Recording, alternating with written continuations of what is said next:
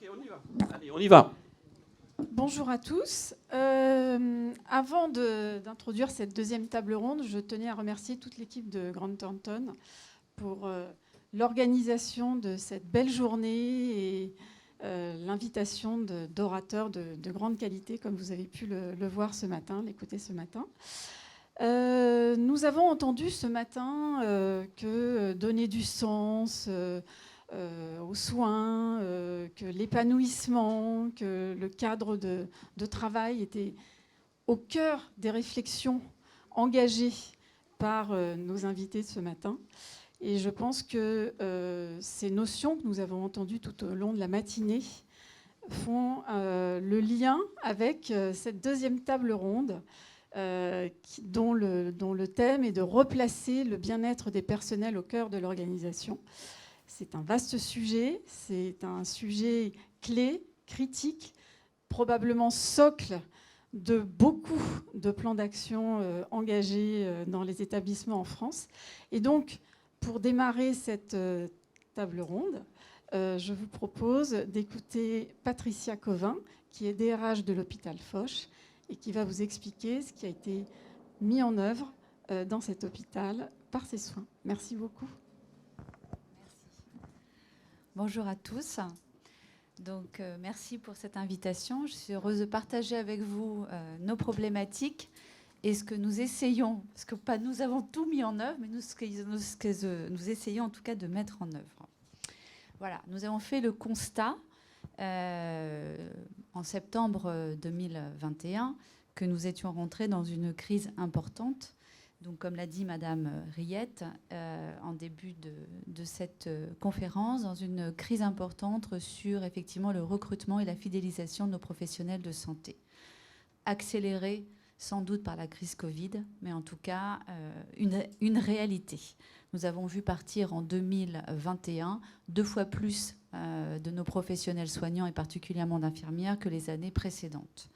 Une hémorragie que nous n'avions jamais connue dans notre hôpital, qui est un hôpital de droit privé participant au service public hospitalier, donc pas public totalement pur, mais donc une crise inédite. Et donc on s'est posé la question, comment effectivement changer de paradigme dans la façon de recruter, dans la façon effectivement d'accueillir nos professionnels, de les fidéliser, de leur donner envie de rester travailler au sein de notre hôpital. Donc pour effectivement construire ce plan d'action que nous avons appelé très largement QVT, qualité de vie au travail, mais qui revêt différents aspects, nous nous sommes appuyés d'abord sur une enquête auprès de nos salariés, donc ceux qui étaient encore présents, et nous les avons interrogés sur effectivement leur levier de motivation, sur ce qui les intéresse dans leur travail, le sens, le contenu, la façon dont ils étaient managés. Est-ce qu'ils étaient suffisamment écoutés et quels étaient leurs besoins? Qu'est-ce qui leur manquait pour effectivement construire ce plan? Donc on a commencé l'enquête en septembre 2021. On a essayé de ne pas perdre de temps, même si le temps nous rattrape. Donc une enquête sur laquelle a participé, je vais passer rapidement, des équipes de jour et les équipes de nuit, avec au total 547 participants sur nos 2400 salariés qui ont répondu à l'enquête, représentés, comme vous voyez le graphique, par l'ensemble des métiers et beaucoup d'ailleurs de nos infirmiers, ce qui est plutôt logique puisque nous avons 600 infirmiers sur 2400 personnels à l'hôpital. Qu'est-ce qui est ressorti? Donc là, sur les points qui sont ressortis, nous avons fait ressortir surtout les points qui sont à améliorer. Qu'est-ce qu'attendent nos professionnels de santé aujourd'hui et qu'ils n'ont pas suffisamment dans l'hôpital? D'être accompagnés sur leur parcours professionnel, de mieux connaître nos dispositifs de formation, certes, mais d'être accompagnés dans l'évolution du parcours professionnel. Donc de ne pas être livrés à eux-mêmes, de ne pas être, on va dire, dans leur service et de ne pas savoir leur perspective de demain. Voilà, donner de la perspective. Du soutien, de l'écoute. Ils ont surtout un sentiment de manque d'écoute, particulièrement en cas de charge émotionnelle, accrue par le manque effectivement d'effectifs. Comment répondre à cette demande qui s'accroît avec le manque d'effectifs? Ça, Quand on les a interrogés sur les valeurs de l'hôpital, ils nous ont répondu, c'est pas forcément formulé de cette façon-là, qu'ils se sentaient en adéquation, mais qu'ils avaient un manque de visibilité sur les valeurs. Donc c'est un axe de travail que l'on a pris aussi en compte. Et le dernier élément, qui est un élément qui va effectivement intervenir dans différents champs d'action, qui est un manque sur la communication, c'est un manque d'informations sur les informations de l'hôpital, l'information stratégique, où on va, donc aussi le collectif de l'hôpital. Également, manque d'informations sur leurs droits et devoirs en qualité de salariés. Participation à des réunions de service. Donc ça, on a constaté que c'était aussi très inégal dans l'hôpital. Donc forcément que l'information ne circule pas pareil d'un endroit à un autre. Et qu'ils ressentaient un manque de temps d'échange pour s'exprimer sur le travail. Ça, ce qu'il voulait dire, c'est qu'on veut davantage participer aux décisions aussi, pas forcément aux décisions stratégiques de l'hôpital, mais aux décisions dans les services, dans leurs organisations, dans leur quotidien de travail. Donc à partir en fait de cette enquête et des résultats et de ce qu'ils ont remonté, on a construit un plan d'action, donc avec différents axes. Un premier axe qui était de renforcer nos bonnes pratiques managériales. Donc de réaffirmer les valeurs de l'entreprise que l'on a travaillé dans le cadre d'une commission sur laquelle ils ont pu s'exprimer, décliner et y être associés pour aussi effectivement sentir et ressentir un sentiment d'appartenance accru à l'hôpital. Valoriser un management à l'écoute des équipes, un management bienveillant, motivant et qui favorise l'engagement des salariés. Donc, on a mis en place effectivement à partir de la fin d'année 2021, et on est en cours de déploiement parce que c'est un travail de longue haleine, une formation donc, des managers et particulièrement des cadres de santé qui sont en première ligne pour prendre en charge leurs équipes et des équipes qui effectivement sont très en demande par rapport à leur management. Et donc, ce gros programme de formation, pour nous, était très important, non pas pour remettre en question les managers, mais pour les soutenir et les aider dans leurs tâches ardues du quotidien. Et dans le cadre de cette grande formation, c'était aussi engager le management participatif. J'y reviendrai puisque c'est un des axes en plus complémentaires. Valoriser la reconnaissance et l'engagement des personnels et le travail d'équipe. Je crois que ça, on a tous compris qu'effectivement la reconnaissance était un mot très important et une notion sur laquelle il fallait beaucoup travailler. Donc on a cherché des idées un peu peut-être innovantes, peut-être déjà expérimentées dans d'autres établissements. On a lancé des challenges par équipe, donc sur des sujets que l'on a définis, des sujets clés pour l'hôpital en tout cas d'aujourd'hui, sur l'expérience patient, sur l'innovation, et le médicament, là, c'est plus en lien avec la certification. Les challenges, ça permet aussi au personnel de travailler en équipe, de favoriser la reconnaissance parce qu'à un moment donné, ils vont présenter leur travail au reste de l'établissement. Et puis, ils auront un prix pour ceux qui seront récompensés. Voilà. Donc, c'est toute une démarche aussi, on va dire, de reconnaissance du travail en équipe et des professionnels.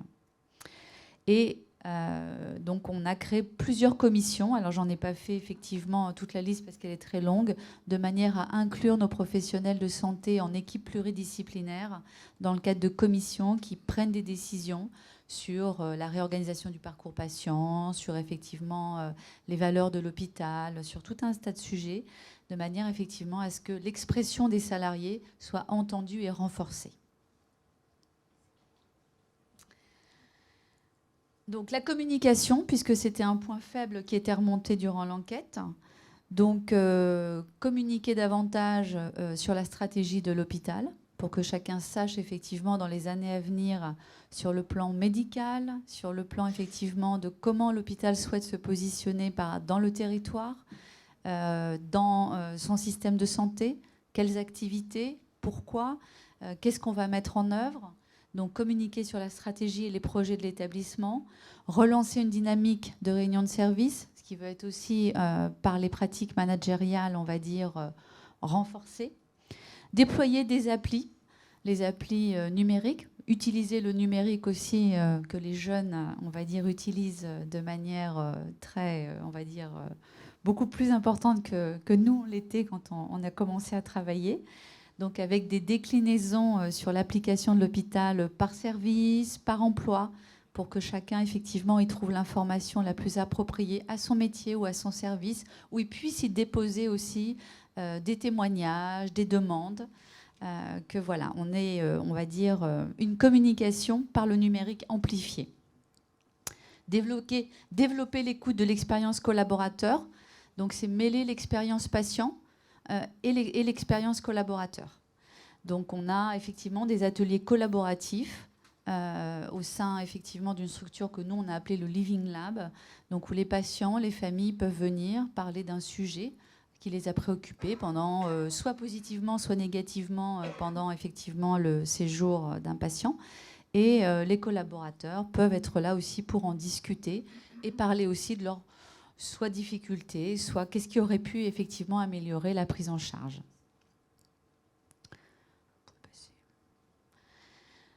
Donc, dans l'enquête était aussi remonté l'accompagnement par la formation professionnelle des parcours. Et ça, effectivement, je pense que c'est de plus en plus important d'y être attentif.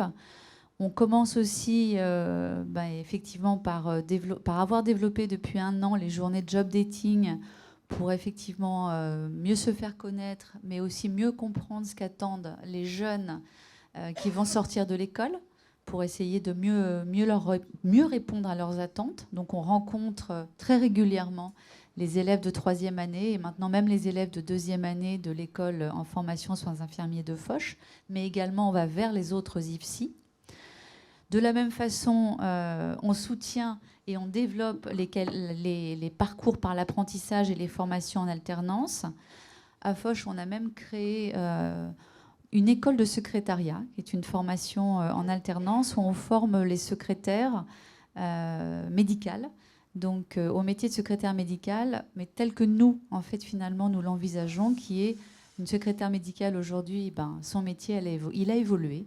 Elle n'est plus là que pour faire de la frappe ou effectivement faire le lien entre le médecin et puis le patient.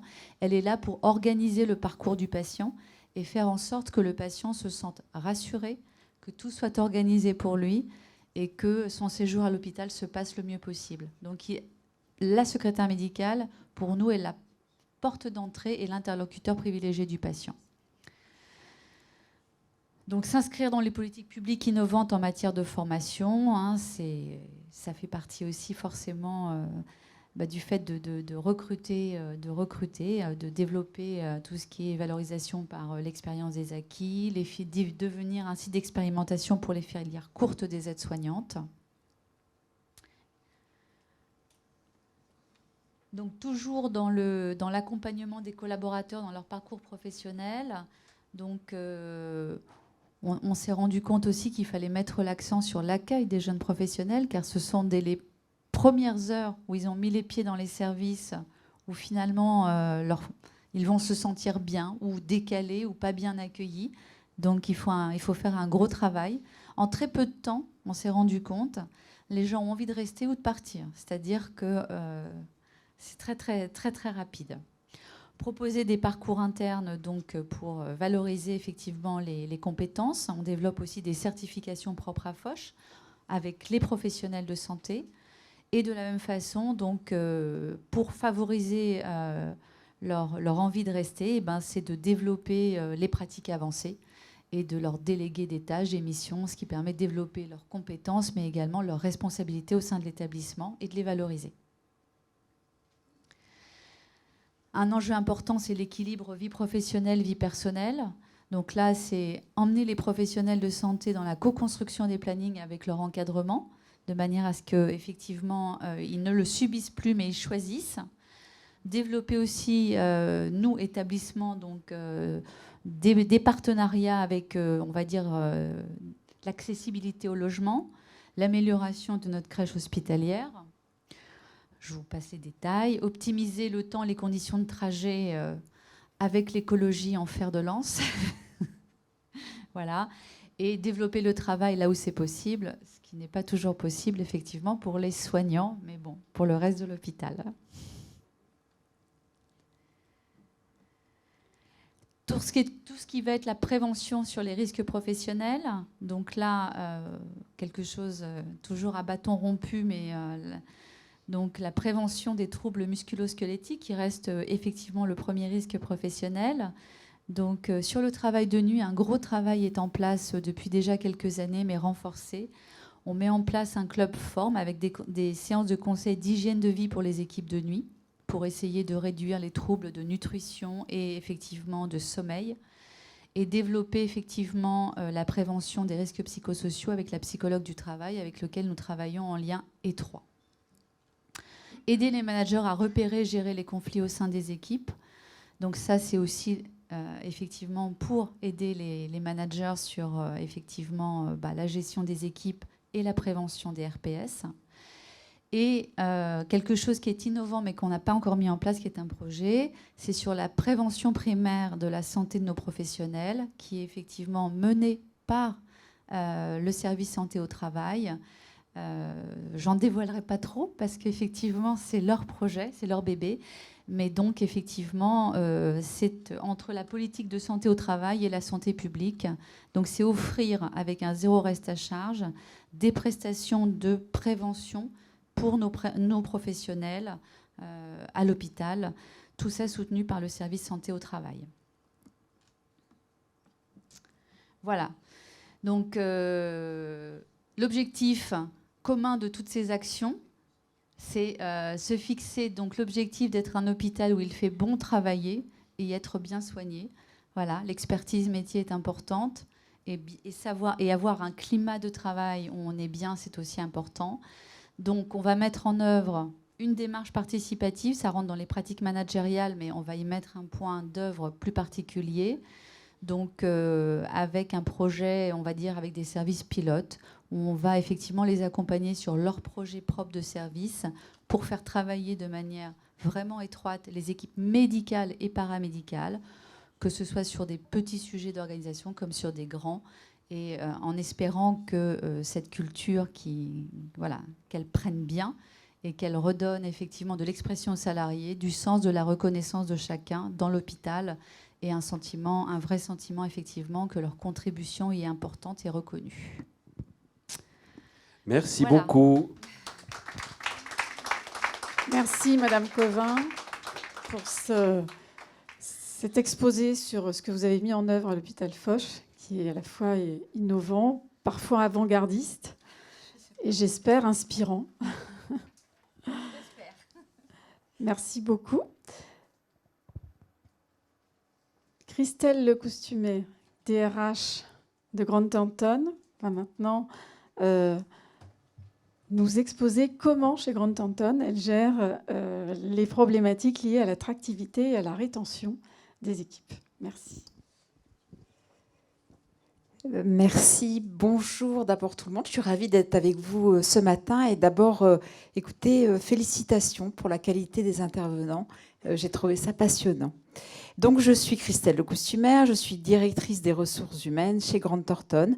Grant Thornton, un cabinet de conseil, nous avons 25 000 collaborateurs dans le monde et 20 000 collaborateurs en France. Et là, certains d'entre vous nous diront « Oh là là, cabinet de conseil, on est loin, c'est pas le même monde ». Pas du tout, pas du tout. Et quand on a préparé avec Hélène et Paul l'intervention, finalement, et depuis ce matin, je vois que finalement, le monde dans lequel nous évoluons, qui est le monde de l'organisation du travail, a considérablement évolué. Et quel que soit le secteur d'activité, nous sommes impactés. Ce propos, nous l'avons choisi sous la forme d'un témoignage. Donc, vous prendrez dans ce témoignage ce que, effectivement, vous pourrez transposer à votre secteur. Nous l'avons choisi sur 2 volets de la fonction RH, qui sont l'attractivité et la rétention. Mais depuis ce matin, on parle déjà beaucoup de ces 2 sujets. Merci, Paul. Alors, un monde du travail en profonde mutation. Alors, on a beaucoup de chiffres et moi, j'en ai choisi 5 qui, pour moi, ont une signification particulière. 76% des salariés déclarent que la crise du Covid a eu un impact significatif sur leur vie professionnelle. C'est-à-dire que c'est la première crise où, raisonnablement, il faut savoir que le monde d'avant ne reviendra pas. Toutes les crises, on a cherché à se réhabituer et à retrouver nos pratiques.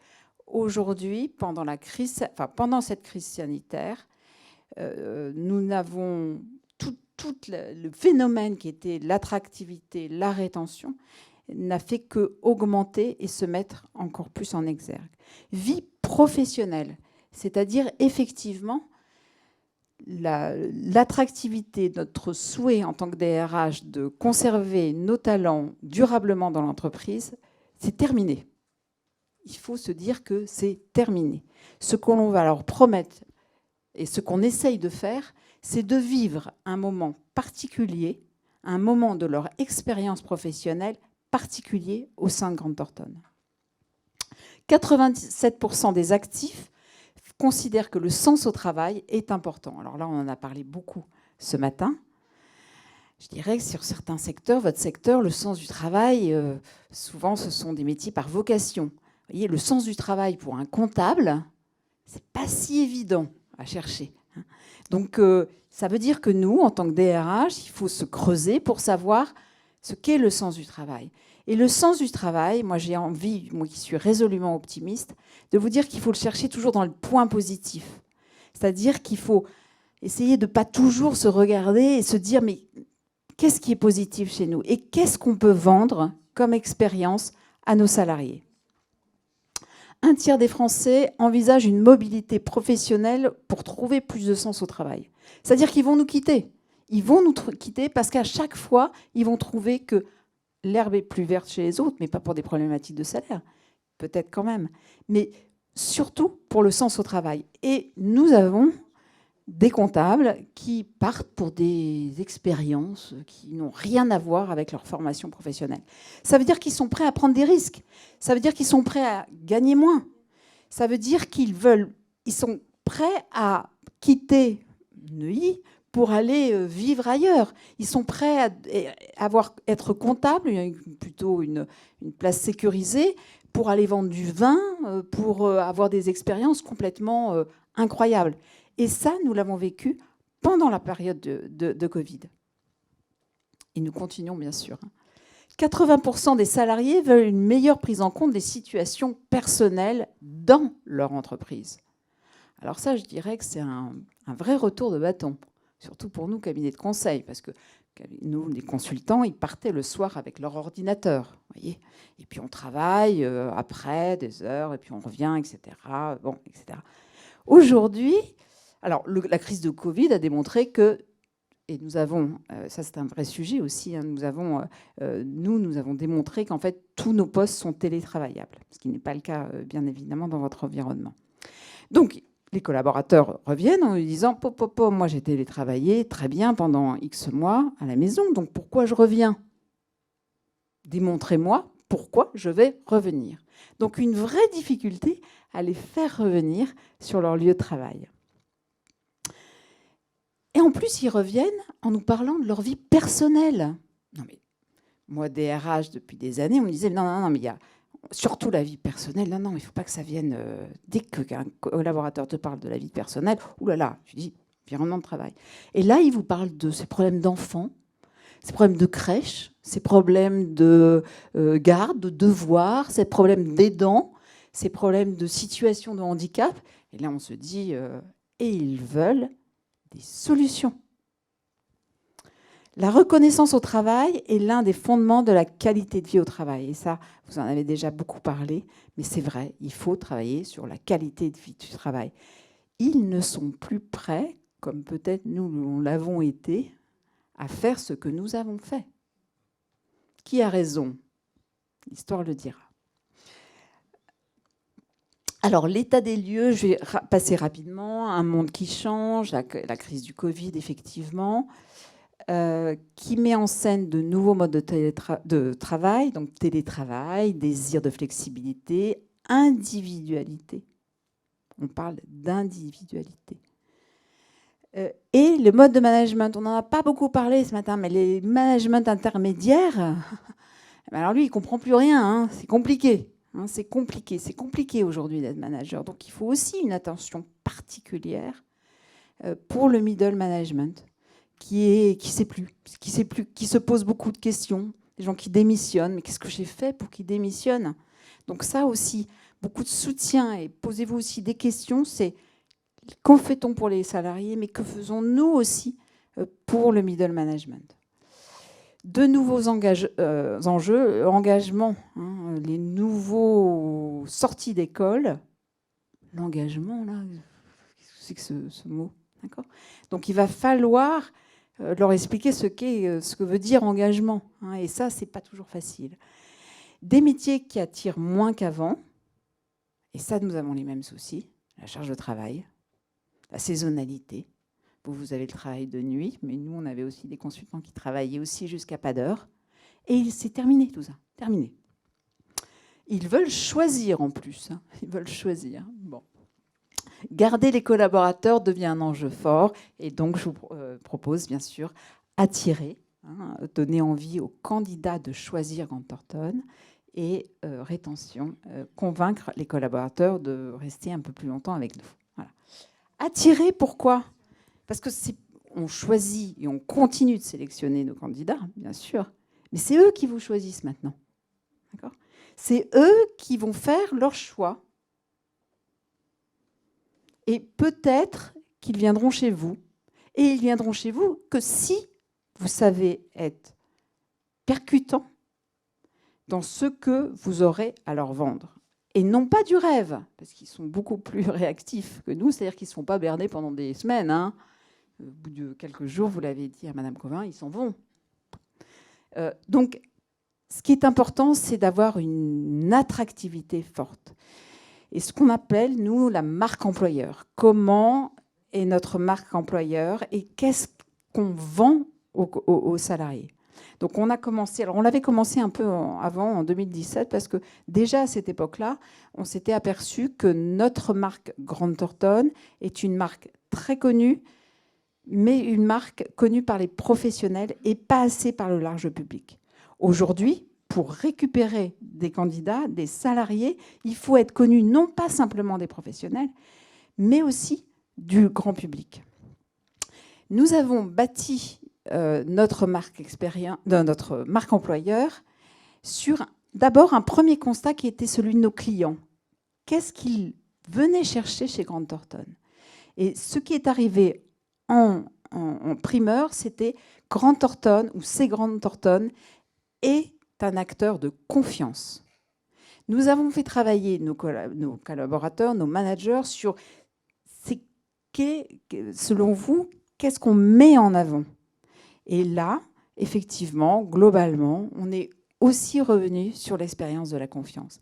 Donc l'expérience de la confiance, c'est une promesse. Vous voyez, on ne s'engage pas beaucoup, on fait une promesse, hein, qui est renforcée dans un cadre que nous avons voulu résolument bienveillant. Cette valeur de bienveillance, elle a été apportée par notre président, Robert Dambeau, que vous avez entendu tout à l'heure, parce qu'on a voulu se distinguer par rapport aux autres. Et nous, de ce qui remontait de terrain, effectivement, c'était quelque chose qui était important. Donc nous avons aujourd'hui une grande marque internationale qui est Go Beyond, qui est allée plus loin ensemble. Et nous avons en France une marque employeur qui est l'expérience. On vend une expérience, vous voyez, une expérience de la confiance. D'abord, la confiance en soi. Elle s'acquiert comment? Par des expériences professionnelles, par des formations, par des évolutions, par le fait d'aller voir des services, des clients différents. De plus en plus, vous aurez de plus en plus de l'assurance, la confiance en vous par les parcours d'évolution professionnelle et de formation que nous vous proposons. La confiance en l'autre. Vous avez parlé beaucoup de participatif. Ce matin, nous, on transpose ça sur du collaboratif. On veut du collaboratif. Quand il s'agit de faire venir les collaborateurs qui étaient tous partis. On leur a dit, qu'est-ce que vous venez chercher chez Grant Thornton? Vous allez chercher du collaboratif, vous allez chercher des échanges avec les autres, vous allez travailler avec les autres, vous allez avoir des échanges de pratiques et aussi des moments conviviaux. Ils adorent les moments conviviaux. Ils ont beaucoup souffert ici des périodes d'isolement et donc il faut travailler sur les moments conviviaux. La confiance en l'avenir, il faut leur promettre un avenir meilleur. Ils comptent sur nous. Ils en ont marre aussi qu'on leur promette un avenir, et peut-être votre secteur encore plus, où vous avez des enjeux. Donc il faut aussi travailler sur les côtés positifs. Qu'est-ce qu'on a à leur vendre aussi pour compenser? Les phénomènes de compensation sont très importants. Quand on est trop dans quelque chose de négatif, qu'est-ce qu'on fait pour compenser? Oui, il faut que je me dépêche. Attirer, alors quelques bonnes pratiques. Attirer, c'est être inventif dans les relations avec les écoles. Vous en avez parlé, il faut être très présent sur les forums écoles. Privilégier la rapidité et la réactivité. Et n'hésitez pas à impliquer vos professionnels dans le recrutement. C'est-à-dire que les RH, finalement, on n'est pas les meilleurs pour recruter. Vraiment, ce qui est important, c'est de mettre des professionnels dans vos forums écoles qui vont parler vrai.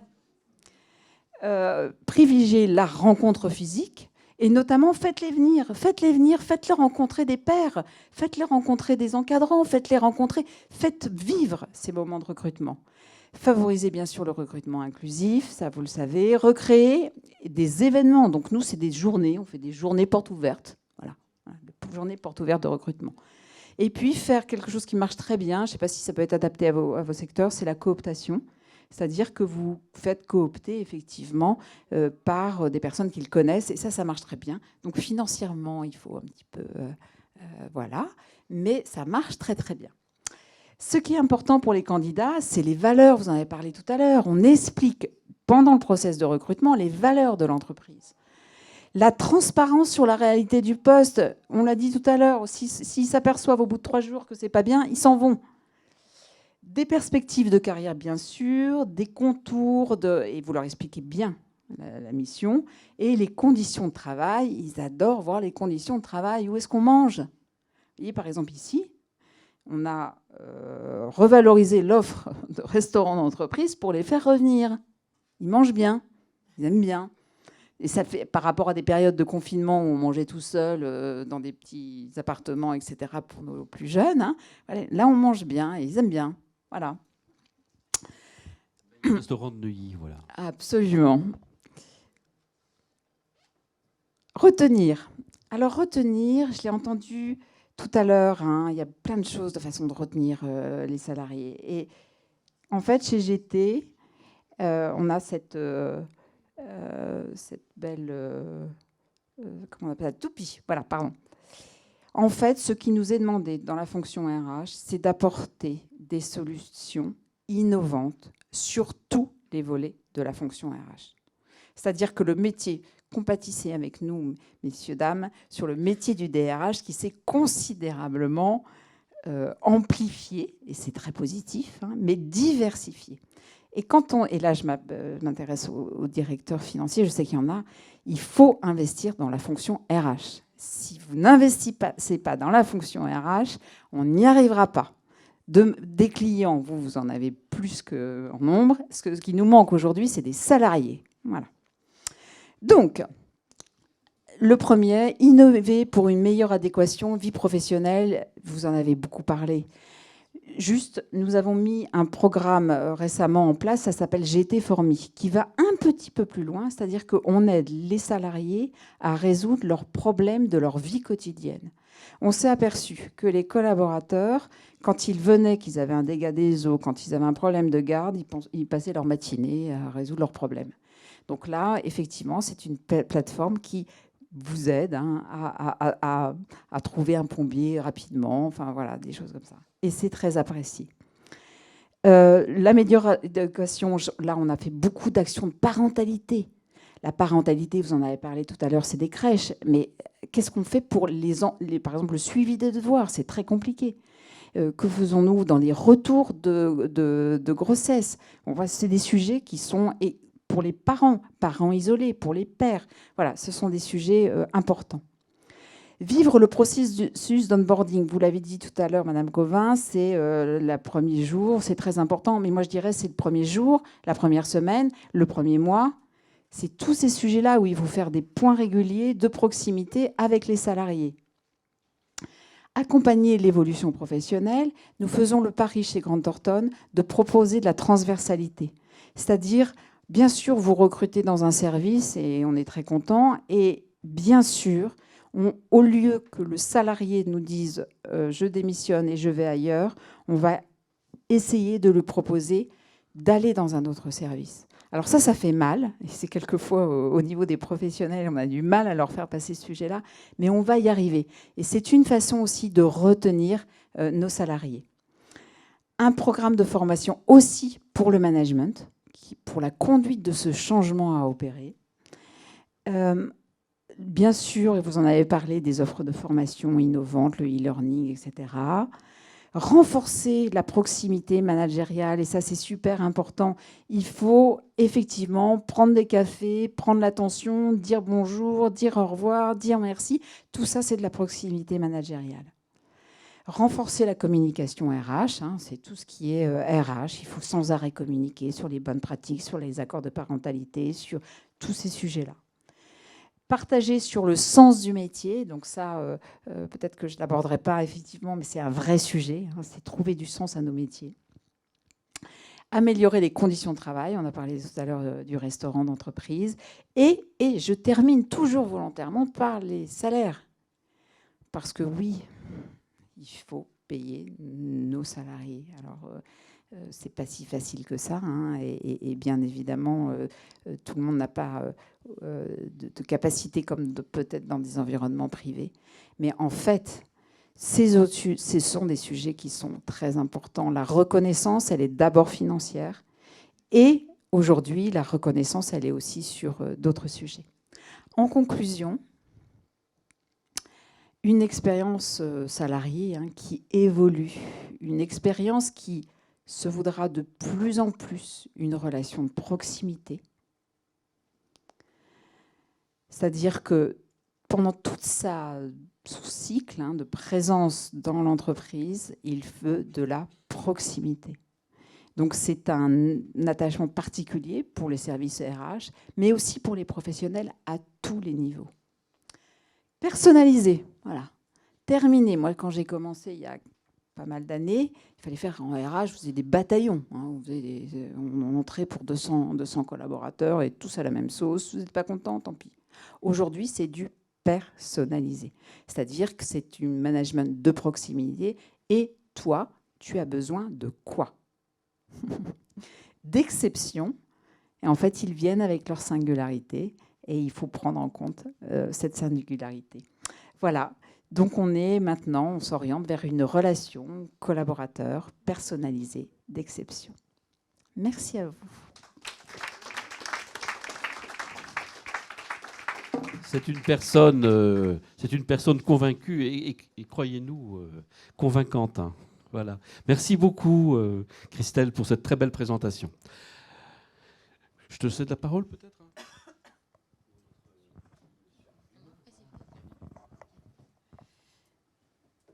Eh bien, nous allons entendre maintenant le point de vue de Camille Dumas, qui est DAF au HCL et en charge du projet RSE également.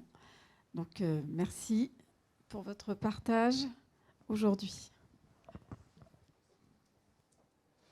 Bonjour à tous. Donc effectivement, un DAF qui vient parler RH devant un parterre RH. Et que va-t-il dire, surtout après cette interpellation sur les financiers? Mais c'est surtout parce que je m'occupe de la politique RSE que je suis venu et que Paul m'a invité.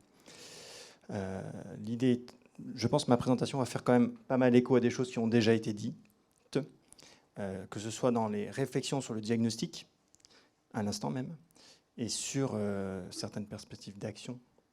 Moi, je me suis retrouvé pas mal dans des actions que l'hôpital Foch a faites, dans ce que nous faisons aux Hospices de Lyon, et je pense qu'un certain nombre d'établissements font aussi ce même type d'action. Donc c'est plutôt comment on partage et qu'on diffuse ce type de bonnes pratiques. Je pense qu'il faut qu'on se le dise à l'hôpital, le contexte RH s'est tendu. Il l'était déjà, mais il est devenu plus que tendu. On parle de pénurie, on parle beaucoup de grandes démissions, mais ça se dit aussi à l'hôpital. Et ça s'inscrit en même temps dans une évolution qui est plus sociétale, qui est plus profonde, qui n'est pas seulement la crise sanitaire. On disait la crise a fait révélateur, elle a aussitôt amplifié une évolution qui existait déjà. En plus de ça, aujourd'hui, nos salariés vivent l'inflation. Dit autrement, il y a eu un Ségur de la santé qui a revalorisé les salaires et aujourd'hui, l'inflation a gommé tout l'effet de la revalorisation salariale du Ségur de la santé. Pour les hôpitaux et pour les hospitaliers, c'est très important de voir qu'en fait, il n'y a pas d'impact de cette grande réforme avec tout l'effet d'engagement qui est attendu pour le pouvoir d'achat des hospitaliers. Et enfin, nous souffrons aussi de problématiques d'attractivité de nos métiers. Et là, on va rejoindre ces questions de conditions de travail et effectivement d'intégration, de considération plus personnalisée sur des métiers en tension où nous ne trouvons plus, tout simplement. Alors que ce sont des métiers à valeur, nous ne trouvons plus de professionnels où nous avons du mal à les retenir. Un changement de mentalité qui rejoint le constat qui a été fait, hein, c'est-à-dire que finalement à l'hôpital, y compris dans des métiers qui ne sont pas des métiers de conseil, d'audit, où il faut avoir fait des études très approfondies pour certains, il y a tous les métiers à l'hôpital, hein, vous savez, nous allons retrouver finalement les mêmes grandes lignes de fracture. Il y a des attentes sociétales qui ne sont pas considérées par nos professionnels de santé comme étant pris en charge ou couvertes par l'hôpital. C'est l'effet de la transition écologique, je l'entendais tout à l'heure. Concrètement, aujourd'hui, nos salariés, nos professionnels, les nouvelles générations notamment, et ça, la crise de Covid l'a fait ressortir très fortement, considèrent que l'hôpital est un pollueur, alors qu'il devrait améliorer la santé. Il est devenu un pollueur et il ne contribue pas à la transition écologique. Et ça crée une distorsion mentale, une dissonance cognitive chez eux très très forte dans l'engagement dans les métiers de santé. C'est vraiment quelque chose de tout neuf, hein. Il y a beaucoup de gens qui y pensaient avant, mais là aujourd'hui, si vous ne travaillez pas sur ces éléments-là, vous avez des gens qui sont en écart entre leur conception personnelle et leur rapport au travail quotidien. Sur cette thématique, je ne reviens pas sur la thématique articulation vie professionnelle, vie privée, parce que c'est exactement ce que nous vivons aujourd'hui. Nous avons beaucoup de salariés dans les métropoles, mais aussi dans les territoires qui ont des énormes problématiques de conciliation, notamment en raison des difficultés des horaires de travail. Mais quand vous faites parfois plus d'1 heure de temps de trajet le matin, 1 heure de temps de trajet le soir, que vous travaillez la nuit, que vous travaillez le week-end, à un moment donné, la conciliation devient compliquée. Et puis, on en parlait tout à l'heure, ce concept de One Health qui repense un petit peu la manière dont la santé doit s'intégrer dans une conception beaucoup plus globale de l'état des populations. Le rapport au travail, effectivement, vous en avez parlé tout à l'heure, donc je ne vais pas aller beaucoup plus loin, mais cette quête de sens, ça peut paraître bizarre pour un hospitalier de parler de quête de sens, parce que normalement, le sens au travail, il est déjà là. Quand vous êtes un hospitalier, c'est un métier à vocation, on le disait. Aujourd'hui, ça ne suffit plus d'avoir la vocation de soignant pour venir à l'hôpital, travailler à l'hôpital. Cette individualisation des parcours, on le voit nous aussi à l'hôpital. Bon, on ne vient plus à l'hôpital pour être infirmière toute sa vie dans le même service, ou être soignant, ou même administratif. C'est plus possible. Les trajectoires ont changé et les gens veulent pouvoir évoluer et avoir une prise en compte de leur parcours personnel. Un management inversé, dans le sens où effectivement, la question managériale, les cadres intermédiaires, elle est posée un peu partout, dans le sens où c'est quoi le rôle d'un manager et c'est quoi le rôle d'une équipe par rapport à un manager. Et on a vraiment du mal maintenant à retrouver les collectifs de travail et les collectifs managériaux dans le fonctionnement du quotidien. Et puis cette demande collective d'amélioration de la qualité de vie en travail, on a des demandes, même si parfois on n'est pas toujours favorable, sur des travails en 12 heures. On a des aspirations des collectifs, cette culture managériale. Il y a des demandes, il y a des attentes sur faire évoluer nos organisations pour changer la manière de travailler à l'hôpital.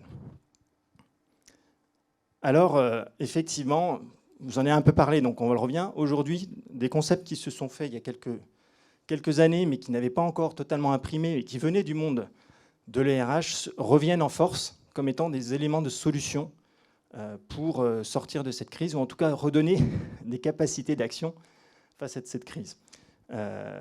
Nous aussi, nous connaissons cette inversion du rapport de force sur le marché du travail. Aujourd'hui, ce n'est plus C'est un marché tendu, c'est un marché concurrentiel, et pas seulement concurrentiel entre hôpitaux, concurrentiel entre hôpitaux et cliniques, on est carrément en concurrence entre la ville, l'hôpital ou des soignants qui ne veulent plus être soignants. Donc la problématique maintenant, effectivement, elle est beaucoup plus complexe. Il y a d'une part un effet volume, il n'y a pas assez de monde sur le marché du travail, mais en plus, une partie de la force de production potentielle se détourne de l'hôpital. On doit travailler sur des facteurs d'attractivité, et on parlait du fait qu'il faut travailler, c'est un peu le sens de mon propos, y compris sur les éléments non salariaux, d'autant plus qu'à l'hôpital, c'est compliqué de travailler sur les éléments de valorisation salariale, puisque nous sommes beaucoup contraints par des éléments de réglementation qui s'imposent à nous et avec peu de marge de manœuvre. Et surtout, c'est un constat que tous les DRH, quand on en parle avec eux, nous disent, et que tout manager, pour ses propres équipes, constate aussi. Aujourd'hui, un employeur ne choisit plus ses employés, c'est effectivement l'employé qui choisit son employeur. Et donc, c'est un grand changement de culture mentale, puisqu'il faut, il faut être attractif pour faire venir des gens. C'est pas vous qui allez dire tu vas faire tel poste, c'est eux qui vont dire j'ai envie de venir chez toi, et pas pendant toute ma vie, mais parce que tu me promets quelque chose. Donc cette notion de promesse, j'y suis très attentif, effectivement. Et donc il faut se distinguer, il faut être très compétitif, et on a très peu de leviers. Donc effectivement, on va travailler aussi à l'hôpital assez classiquement sur les deux leviers dont vous avez parlé. Alors, on parlait de rétention, j'ai parlé de fidélisation, c'est exactement la même chose. Il faut trouver de nouveaux talents, il faut surtout conserver nos talents. Parce qu'aujourd'hui, ce qui se passe concrètement à l'hôpital, c'est qu'on a plus de départs qu'on a d'arrivées. Et dans les départs, ce ne sont pas que des départs naturels. Ça, très concrètement, il y a un détournement. Il y a des départs qui sont des personnes qui ne sont pas de départ à la retraite naturelle. Ce sont des gens qui quittent l'hôpital, y compris des jeunes générations qui ont vécu l'épuisement de la période Covid et ne veulent plus revivre ça, très concrètement. Et ils vont parfois en ville ou s'installer totalement, c'est-à-dire en exercice libéral de soignants, ou s'installer dans d'autres métiers. Ils quittent la profession soignante. Donc là, c'est très compliqué parce que autant avant, on arrivait à avoir un ajustement. Là, nous n'avons plus d'ajustement. Nous avons des flux de départ plus forts que la capacité à produire de nouveaux professionnels. Et dans les nouveaux professionnels, nous avons des professionnels qui ne veulent finalement pas, à l'issue de leurs études ou pendant leurs études, et qui quittent cette trajectoire et ne vont finalement pas se présenter sur le marché du travail. Donc, très compliqué. Alors, effectivement, il va falloir jouer sur des effets combinés. Et mon rôle, là, est de vous dire qu'effectivement, au-delà de la transformation de la fonction RH que tout DRH a manifestement déjà perçu, c'est le sens de cette journée, comment une politique RSE, elle peut s'inscrire dans l'amplification d'une démarche de refondation de la politique RH, avec ses conceptions de ce que c'est une responsabilité sociétale, c'est-à-dire sociale et environnementale. Dans une vision 360, la problématique à l'hôpital, c'est que normalement, vous avez déjà une raison d'être. Contrairement à une entreprise, vous avez une raison d'être très fortement ancrée historiquement. Et pourtant, c'est difficile à l'hôpital de se baser seulement sur sa raison d'être, c'est-à-dire le service public hospitalier, très concrètement ses valeurs, la valeur du soin. Ce n'est pas suffisant pour faire sens auprès des professionnels, c'est plus suffisant pour faire face aux besoins, et c'est plus suffisant pour faire avec tous ces professionnels. Donc là, ça devient compliqué quand le cœur de votre métier n'est plus un socle de base de sécurisation de votre relation avec vos équipes. Et pourquoi? Alors parce qu'il y a une surcomplexité des métiers à l'hôpital et de nos processus de production, et qui deviennent en tension eux-mêmes les uns vis-à-vis des autres. Finalement, il y a une conflictualité interne qui se fait dans nos processus, les processus support, les processus cœur de métier. À la fin, tout le monde est en compétition. Ce qui devrait être un monde de collaboration devient un monde de tension. Il y a des injonctions paradoxales, ça on les connaît toutes, des injonctions à la productivité en même temps que des injonctions à la qualité, l'exacerbation des attentes, surtout les attentes sociétales à l'endroit de l'hôpital. Il faut tout gérer, et pas seulement aux urgences, il faut tout gérer partout. Les attentes des patients très très fortes, et ça se traduit par un certain délitement des relations, et donc des choses que des professionnels ne veulent plus vivre, des types de relations, soit entre eux, soit avec, vous dites le client, nous disons le patient, qui ne leur apparaissent plus normales, qui ne leur paraissent pas conformes à ce que devrait être une relation de travail d'un soignant avec un soigné ou avec un autre soignant. Un autre phénomène qu'il faut écouter, nous, directeurs, c'est l'invisibilisation de la contrainte du quotidien.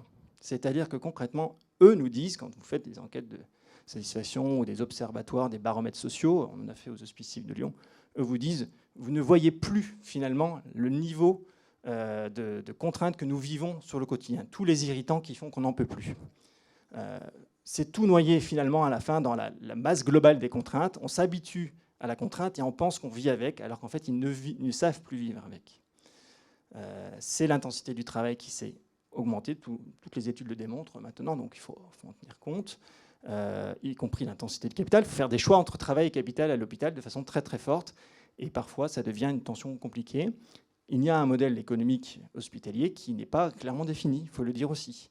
Ce n'est pas un modèle qui facilite le fonctionnement, puisqu'on s'interroge en permanence sur notre capacité à avoir un modèle équilibré, qui repose quand même à 80% sur la force de travail des professionnels. Donc, à un moment donné, quand vous avez un modèle économique qui n'est pas pertinent ou qui est questionné en permanence, ça ne permet pas de se sentir bien basé bien ancré sur ses bases.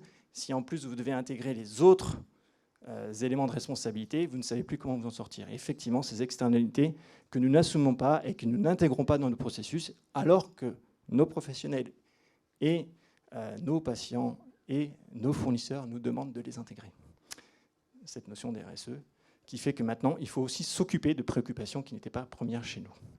Et puis, nos professionnels sont surexposés aux risques et aux enjeux, les risques juridiques, les risques de violence, ce genre de choses sur lesquelles il y a devenu une intolérance très très forte à toute nouvelle prise de risque.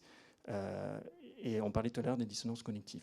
Et donc, du coup, on va plutôt travailler, quand on va déployer une politique RSE, sur comment compléter la raison d'être par des raisons d'agir sur une responsabilité populationnelle. On parle de responsabilité populationnelle à l'hôpital, mais finalement, ça intègre assez facilement ce qui s'appelle la responsabilité sociétale à l'entreprise, c'est-à-dire contribuer à des objectifs plus généraux qui font sens sur la dimension QVCT, c'est la performance sociale, sur la dimension environnementale. Si vous intégrez aujourd'hui, par exemple, vous travaillez sur les blocs opératoires, vous faites une réunion cœur de métier sur certaines pratiques, vous aurez moins de monde que si vous faites une réunion sur les green blocks ou comment gérer un bloc durable. Ça peut paraître totalement absurde, puisque normalement le cœur de métier devrait faire que les IBOD et les IAD se mobilisent sur leurs pratiques de prise en charge. Eh bien non, vous aurez 2 fois à 3 fois plus de personnes qui viendra, des professionnels convaincus, qui viendra se mobiliser pour travailler comment gérer mieux les déchets, comment éviter des surconsommations qui consomment,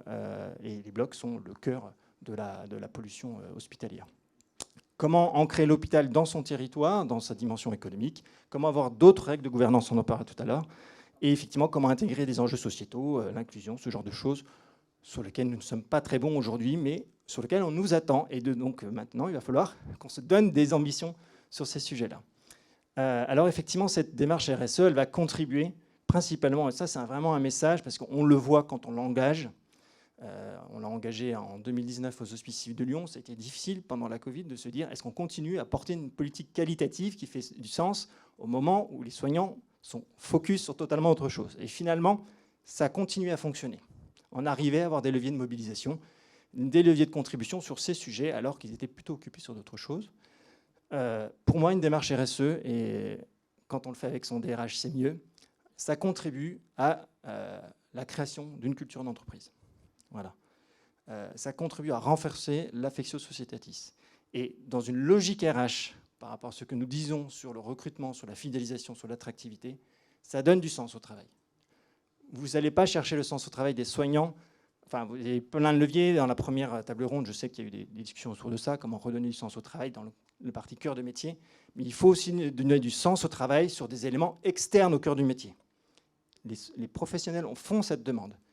Vous favorisez le sentiment d'appartenance à votre institution. Alors, ils ne resteront peut-être pas 30 ans, effectivement, mais ils resteront peut-être quelques années et ils auront le sentiment de contribuer à une aventure dans votre établissement et vont vous favoriser ce qu'on parle de marque employeur. À l'hôpital aussi, on commence à s'interroger sur ces questions.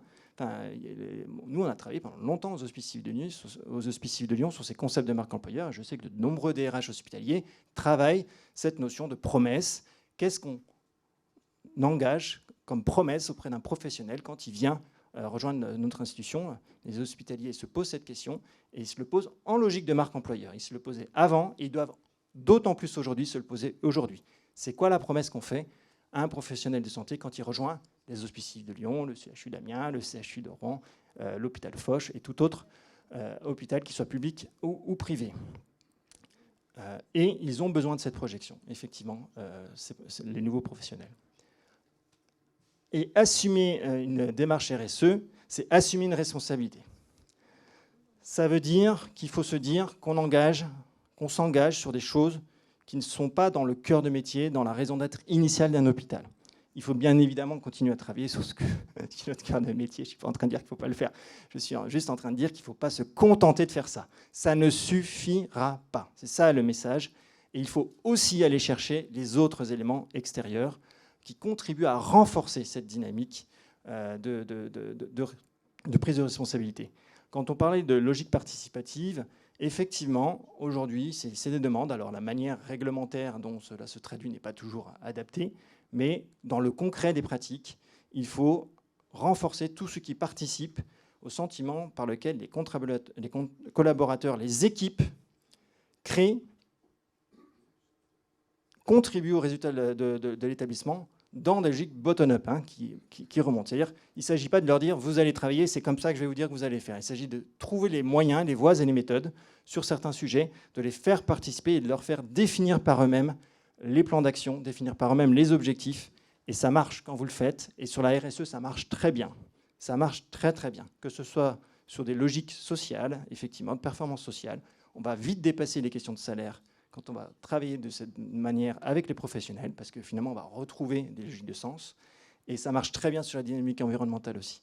Si vous faites un gros plan d'action central, dans 5 ans, vous ne l'avez toujours pas fait et vous avez perdu tout le monde. Si vous travaillez sur le terrain, vous faites des choses très concrètes qu'ils voient, sur lesquelles ils contribuent et dont ils voient les résultats, et ils ont le sentiment que leur engagement a contribué aux résultats de l'entreprise. Alors ça contribue aussi à renouveler le dialogue social. Pourquoi ? Parce que vous travaillez avec les parties prenantes quand vous travaillez en RSE. Alors cette notion, elle peut être complexe, mais travailler avec les parties prenantes, ça vous oblige à travailler avec tout le monde. C'est changer un peu une culture très hiérarchique, très directoriale potentiellement, dans un univers où les notions de pouvoir à l'hôpital sont très complexes. Vous n'avez pas un patron à l'hôpital. On le sait tous. Donc travailler avec les parties prenantes, c'est compliqué. Il va falloir créer des situations d'équilibre, de décision entre des hiérarchies de toutes parts, soignantes, médicales, non soignantes, administratives. C'est pas simple. Il faut travailler aussi avec les patients. On nous demande d'être plus dans le travail avec les patients. Faire intégrer un patient dans un processus et lui demander son avis face à des professionnels, ça change un peu la culture, y compris des professionnels soignants qui se pensent comme étant ceux qui peuvent penser comme il faut pour le nom des patients. On le fait par exemple, aux hospices, quand on a travaillé sur du lean design dans la construction d'un nouveau bâtiment, on a intégré les patients, ils n'ont pas dit du tout ce que pensaient les professionnels sur ce qui étaient leurs attentes, de façon très étonnante. Donc vous voyez, il faut travailler avec eux. Il faut travailler avec les fournisseurs, il faut travailler avec tout le monde. Effectivement, quand vous entrez là-dedans, vous êtes dans comment on travaille sur l'innovation, alors que généralement, ce n'est pas la manière la plus simple de travailler l'innovation, l'intelligence collective à l'hôpital. On est plutôt dans la duplication, la protocolisation. Donc on est plutôt dans les choses qu'on fait descendre, qu'on fait diffuser. Il faut s'intégrer dans un cadre. Et là, nous, ce qu'on propose à travers une démarche RSE, c'est plutôt d'aller créer de la valeur, créer de l'émulation ensemble.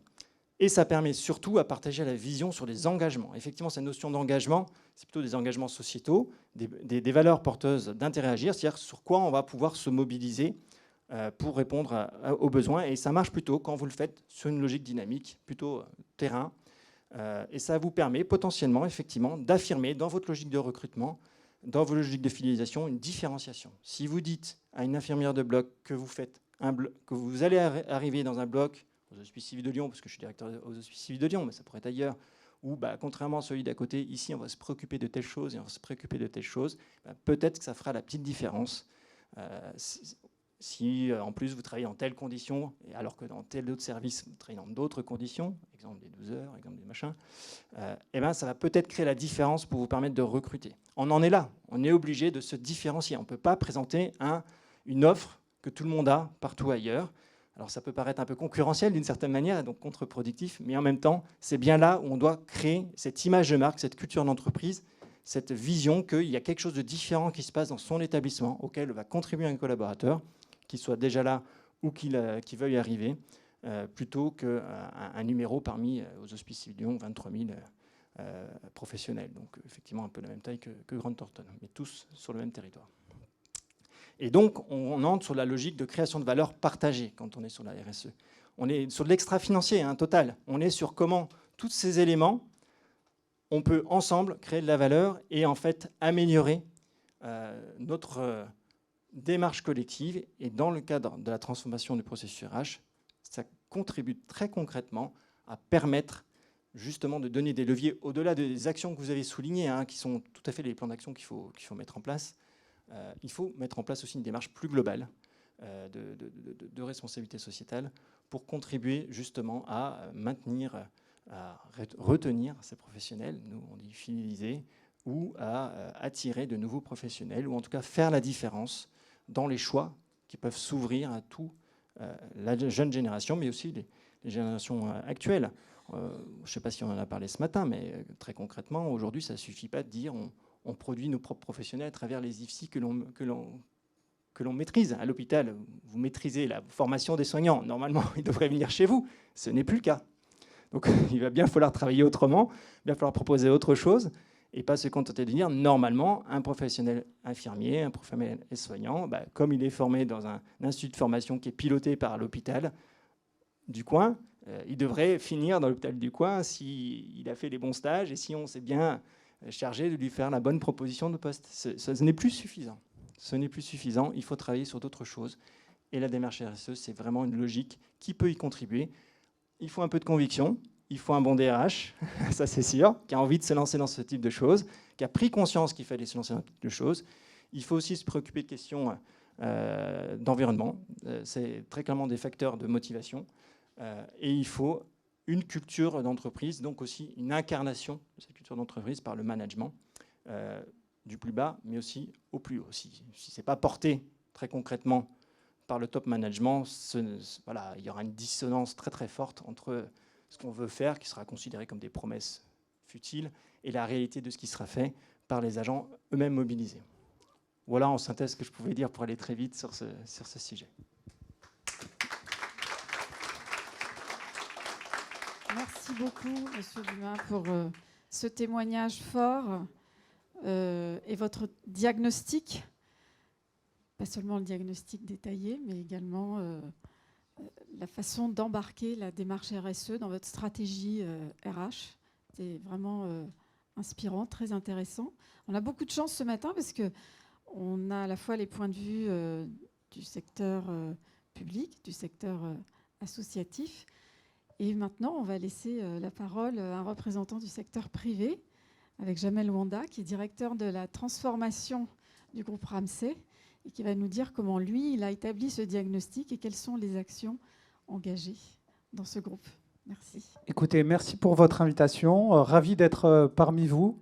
Et c'est vrai que je suis ravi à double titre. Hein. Je suis inspiré par tous les intervenants, et puis je suis rassuré. Rassuré parce que j'ai entendu ce matin que pesait la menace de prendre le bateau pour aller rejoindre un autre monde. Et c'est vrai qu'en vous écoutant, il y a deux choses qui me rassurent. Un, c'est que finalement, on voit notre monde un peu de la même manière, avec les mêmes lunettes, voire les mêmes loupes, sur la façon dont on l'analyse. Et la deuxième raison qui me rassure, quelque part, c'est qu'on est sur des thèmes communs, des solutions communes, une volonté quelque part d'impacter le secteur de la santé avec de l'innovation, avec des nouvelles pratiques qui sont à ce stade encore un peu nouvelles à mon goût. Mais globalement, tout ça pour vous dire que ce que je vais partager avec vous n'est pas forcément différenciant. Je pense que vu la nature des enjeux, de la complexité, il faut faire preuve d'un peu d'humilité. Et plutôt que de vouloir se différencier systématiquement, à un moment donné, il faut revenir à des choses simples, à des choses basiques. Et ce qui va compter pour nous avant tout, c'est la façon dont on va pouvoir ancrer ces thématiques au sein de notre organisation et au sein de notre secteur. Donc, sur la façon dont on voit le monde, premier constat, effectivement, c'est la pénurie. Hein. Je l'ai entendu ce matin, great Resignation, Big Quit, grande démission, on utilisera le terme qu'on voudra. Toujours est-il qu'aujourd'hui, il y a une pénurie de plus de 30 000 infirmiers qui nous pose des problématiques majeures en termes de prise en charge patient. Et on se rend compte qu'il y a différents facteurs, bien évidemment, qui sont liés à cette situation, des éléments de formation, j'ai entendu, hein, La semaine dernière, j'ai échangé avec un patron d'IFSI dans le Nord qui m'expliquait que le taux de conversion entre les étudiants de première et de troisième année était de 43%, ce qui est grave, à mon sens. C'est même 43% qui, avant 2018, avant la réforme de la formation, arrivaient sur le marché. Désormais, ils décident de prendre des circuits parallèles et de continuer leurs études. Tant mieux pour eux, j'ai envie de dire. Mais quand on regarde une étude sur la région Aura, il y a plus de 30% des infirmiers en fin de parcours qui décident de continuer leurs études. Donc, c'est des infirmiers qui ne rejoignent pas nos structures. Donc, beaucoup de facteurs. Le sujet de la formation, le sujet de la rémunération, on l'a déjà évoqué, même si, quelque part, il y a eu des augmentations qui sont historiques. Hein, quand on regarde les dernières années, on parle de plus de 10% sur les infirmières, voire plus sur les IDE en soins critiques. De manière objective, quand on regarde aussi rétrospectivement, le secteur de la santé public-privé fait quand même partie des secteurs qui a été le moins revalorisé en termes de rémunération. Et pour autant, ces efforts qui restent significatifs sont appréciés par les professionnels de santé comme une forme de rattrapage en termes de rémunération. Et c'est des choses sur lesquelles nous, on a énormément travaillé pour accompagner en utilisant différents véhicules, et j'y reviendrai, pour essayer de participer à cette dimension salariale qui est restée un point clé. Deuxième facteur aussi, et on l'a évoqué, c'est le sujet des conditions de travail.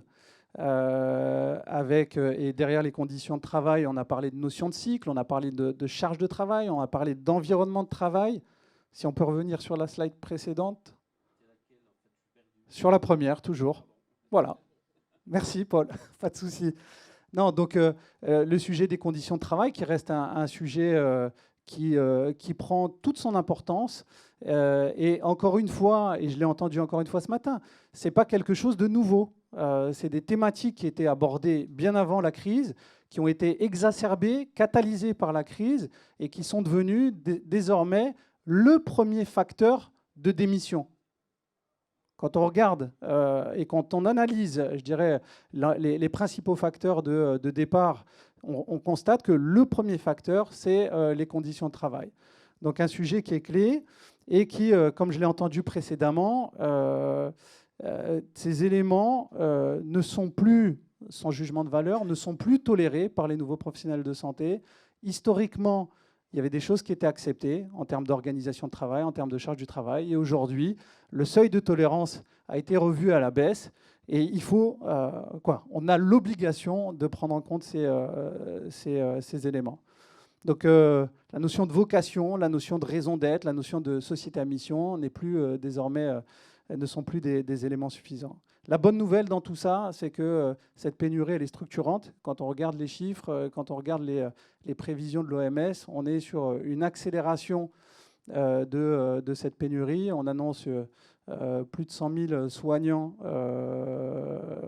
Plus de soignants un risque de pénurie de 100 000 infirmiers en 2040, principalement lié, ça a été dit aussi, au fait que quand bien même le nombre d'infirmiers qui arrivent sur le marché chaque année, on a un vieillissement de la population, et c'est une bonne nouvelle, une augmentation des maladies chroniques, et la demande en soins est supérieure à l'offre qui arrive chaque année sur le marché.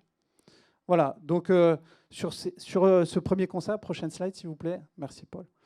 Donc sur ce premier constat, nous ce qu'on a fait, et ça a été fait aussi à l'hôpital Foch, j'ai vu une enquête d'engagement. Alors ce n'était pas quelque chose de nouveau, hein, c'est désormais la seconde en son genre, qui vient analyser une douzaine de dimensions autour de l'engagement, certes, et on va retrouver des thématiques qu'on a évoquées, la notion de sens, la notion de vision, qu'est-ce qu'on veut, quel rôle on veut jouer dans la société, le rôle du management justement pour porter un certain nombre de valeurs, le sujet de la rémunération qu'il faut adresser de manière transparente. Et donc là, sur ces 6 dimensions, je dirais, qui vont nourrir l'engagement, l'idée c'est de bien mesurer ce qui va permettre, et les anglo-saxons appellent ça l'extra mile, ce qui va permettre aux collaborateurs d'aller au-delà de ce qu'il est censé réaliser. Donc ça, c'est le premier élément. Le deuxième élément qu'on mesure au travers de cette enquête, c'est la capacité de l'organisation à mettre en place des conditions de réussite pour les collaborateurs. Est-ce que j'ai les ressources? Est-ce que je viens former mes collaborateurs, que ce soit sur des éléments techniques ou sur des éléments, je dirais, de compétences nouvelles à acquérir dans le cadre de ces nouveaux modes de collaboration? Et donc là, c'est est-ce que l'entreprise met les collaborateurs en situation de réussite? Donc, si on partage la prochaine slide, on a un taux de participation qui reste pour nous très élevé. Donc 49% de nos collaborateurs ont répondu. Ça représente plus de 11 000 personnes à l'échelle de la France, ce qui permet d'avoir, je dirais, des conclusions tangibles sur la nature des points sur lesquels on doit se focaliser. 41% d'engagement. Ne tenez pas compte de ce chiffre. Pour nous, ça ne veut rien dire en absolu. La seule chose qu'on va vouloir mesurer, en réalité, c'est la tendance. Et voir dans quelle mesure, dans le cadre des prochaines enquêtes, on va être en capacité d'améliorer ou pas cet indicateur d'engagement. Donc, vous pouvez éventuellement le comparer avec d'autres, mais sur la façon dont on a voulu aborder l'exercice, ce qui compte pour nous avant tout, c'est la tendance. Et puis, de la même manière, sur le taux d'adéquation moyen et compétences, on est sur un taux de 51%. Donc, si on peut aller sur la prochaine slide. Bien évidemment, et pour nous, c'est un sujet qui est essentiel, la nature de la réponse à fournir, elle est avant tout locale, pas uniquement à l'échelle de l'établissement, comme ça a été dit, mais à l'échelle du service, parce qu'au sein, on sait tous qu'au sein du même établissement, il y a des diversités, des spécificités qui sont propres à chacune des structures, à chacun des individus quelque part. Et donc, on s'attend à ce que chacun des établissements travaille en local avec les collaborateurs de manière participative sur la construction d'un plan d'action. Plus que jamais, et j'y reviendrai, les collaborateurs veulent être acteurs de l'organisation du travail, veulent être acteurs, je dirais, de la vie dans l'établissement. Et il faut être, en capacité d'accompagner ces évolutions, aussi bien auprès de nos managers, pour les impliquer et déployer ce type de démarche collaborative.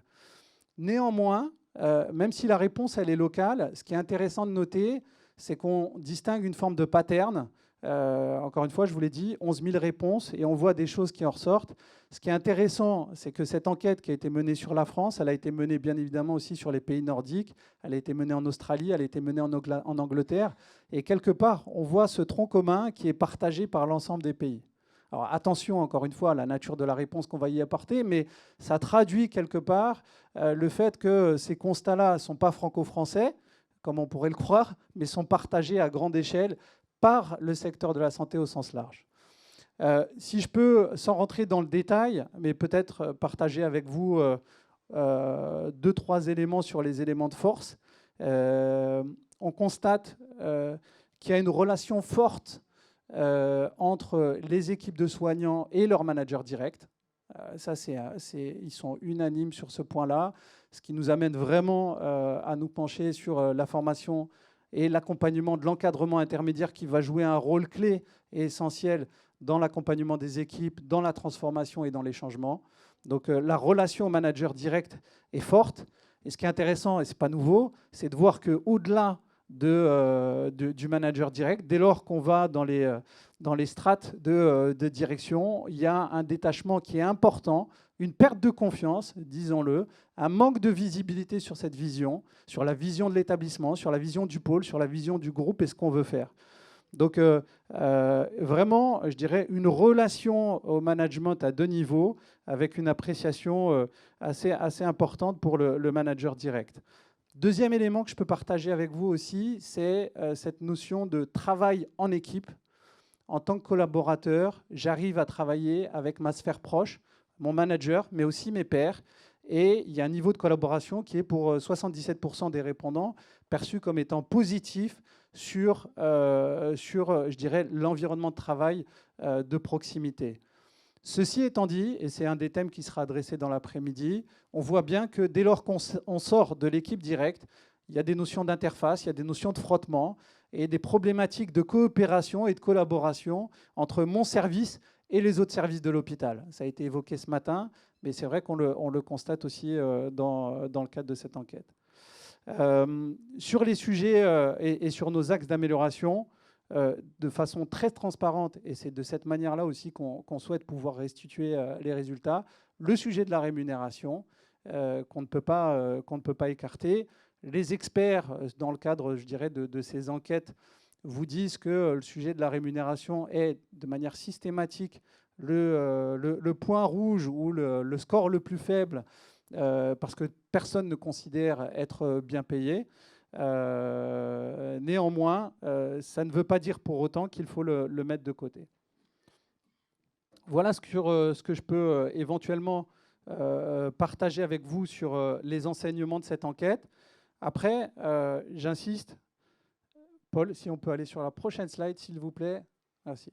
J'insiste, et on ne s'était pas concerté avec une des interventions ce matin, mais je pense que, comme je le disais, on voit le monde de la même manière, on est sur les mêmes thématiques, on a des sujets, je l'ai évoqué, qui sont traités à l'échelle locale pour tenir compte de la réalité locale et qui visent à impliquer les collaborateurs. Néanmoins, la volonté du groupe, c'est de pouvoir accompagner, c'est de pouvoir appuyer au travers de politiques qui sont portées à tous les niveaux de l'organisation. Et je rejoins l'intervention précédente. Ces thématiques-là, il faut qu'elles soient portées au plus haut, avec un ancrage fort de ces sujets-là. Donc on va y retrouver, je ne vais pas tous les reprendre dans le détail, mais sujet sur les mesures salariales. On a, au cours de la période de la crise, mené beaucoup de mesures autour des primes d'accueil, primes de cooptation, ça a été dit, primes de fidélisation, etc.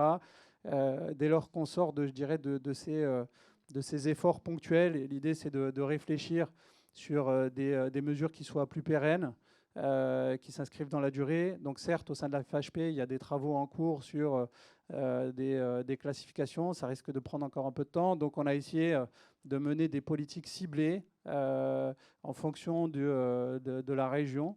Problématiques qu'on rencontre en Savoie avec les établissements suisses et ceux de Lille ne sont pas forcément les mêmes. Donc il faut pouvoir l'adapter. Des mesures ciblées en fonction des métiers, ce qui n'est pas sans poser des problèmes en termes de relations sociales, parce qu'un établissement de santé, vous le savez, c'est avant tout un collectif.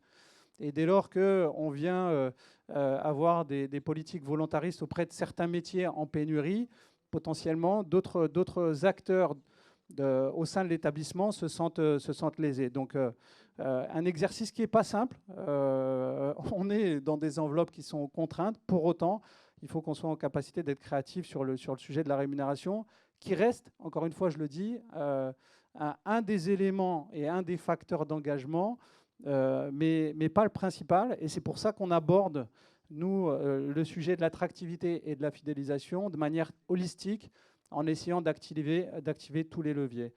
Politique sociale, ça a été évoqué, le sujet des crèches aussi, c'est des choses qu'on faisait. On a augmenté de 20% le parc de crèches pour nos collaborateurs, nos collaboratrices. On fait un effort significatif sur le volet de la formation. On accompagne des aides-soignants et on finance des parcours pour les accompagner et devenir des IDE.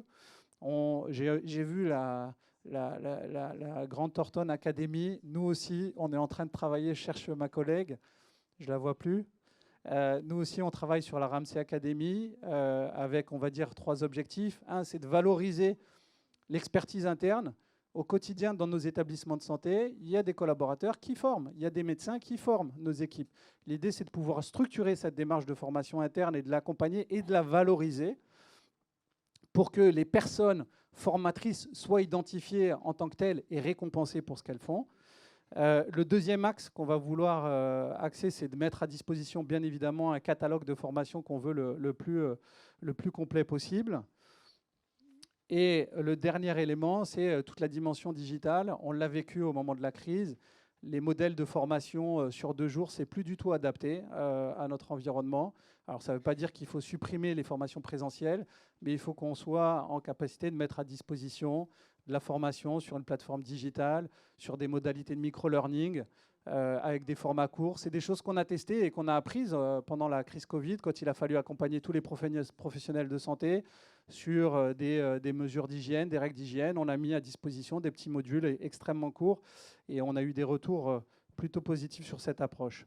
Sur le volet de la formation, un sujet clé, j'y reviendrai, c'est l'encadrement intermédiaire. Pour nous, c'est vraiment, et vous l'avez entendu, un élément clé dans notre dispositif. Le sujet de la com, je l'ai entendu, on a une forme de fausse timidité sur ce qu'on fait.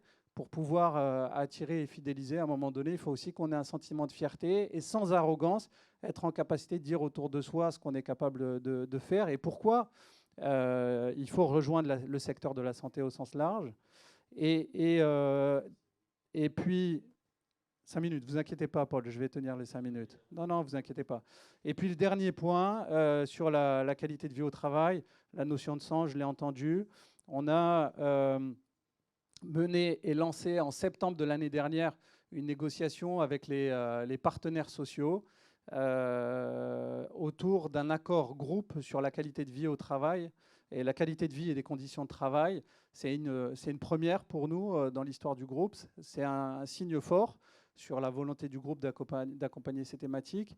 Et on a un dialogue avec les partenaires sociaux qui est très constructif autour de ces thématiques. On pose des sujets sur la table, mais de la même manière, on est challengé.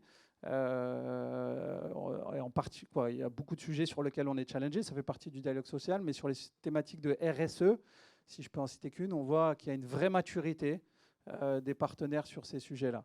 Donc peut-être dans le temps qui m'est imparti, sans rentrer dans le détail, si on peut aller sur la prochaine slide, un des axes clés pour nous dans cet accord de qualité de vie au travail, qui ne se veut pas exhaustif, hein, mais pour nous, il y a une dimension importante autour de la prévention, de la sécurité et de la santé au travail. Moi, j'ai rejoint le secteur de la santé en 2008, après 10 ans dans l'industrie. Et dans mon étonnement, j'étais assez surpris de la façon dont les sujets de sécurité et de santé au travail étaient pris en compte. En tout cas, à mon sens, pas suffisamment.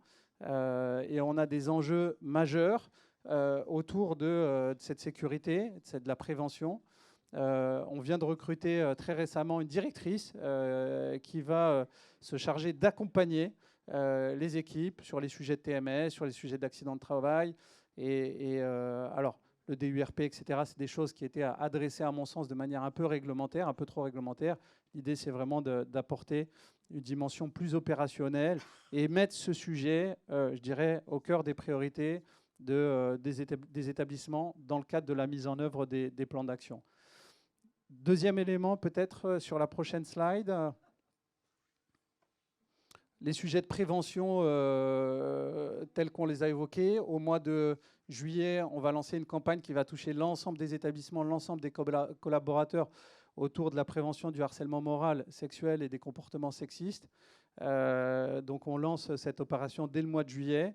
Au mois d'octobre, on va lancer, et ça a été évoqué aussi, un outil simple de prévention sur les soins, des préventions sur la santé personnelle. Alors on sera sur des sujets autour du trouble alimentaire, la qualité de sommeil, l'exercice, etc. L'idée, c'est vraiment d'accompagner les équipes au travers de cet accord, de mettre des moyens pour adresser ces thématiques-là. Sujet de la mobilité, du développement durable, qui a été, comme je l'évoquais, posé en particulier par les partenaires sociaux. Dernier point, et mes collègues ont eu l'occasion d'échanger sur le sujet, la thématique de la charge de travail, qui est un vrai sujet. Moi, j'ai horreur des gens qui considèrent que la qualité de vie au travail, c'est l'atelier zen et la journée bien-être. La qualité de vie au travail, ça va au-delà, je dirais, de ces thématiques-là, comme on le sait tous.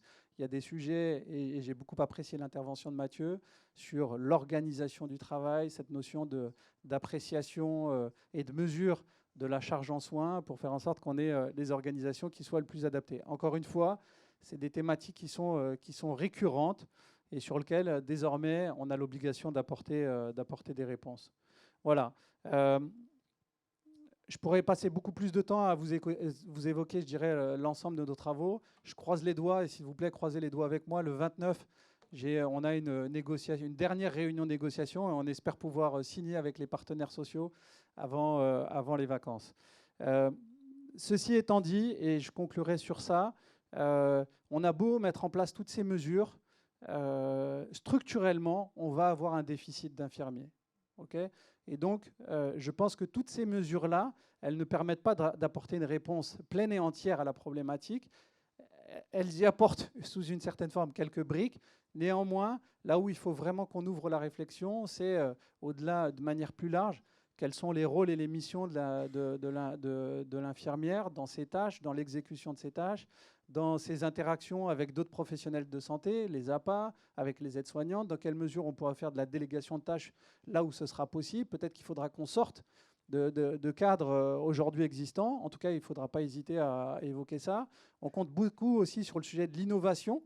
On parlait de tâches administratives. Aujourd'hui, les solutions de reconnaissance vocale et comment dire, chercher en français, tout ce qui est reconnaissance vocale, alimentation du dossier patient, etc., c'est des solutions qui existent déjà aux États-Unis. On était à Orlando dans le cadre du congrès IMSS. Et on a des choses qui peuvent peut-être aider aussi au travers de la technologie à faciliter, à simplifier, à rendre, je dirais, du temps aux soignants pour pouvoir faire du soin.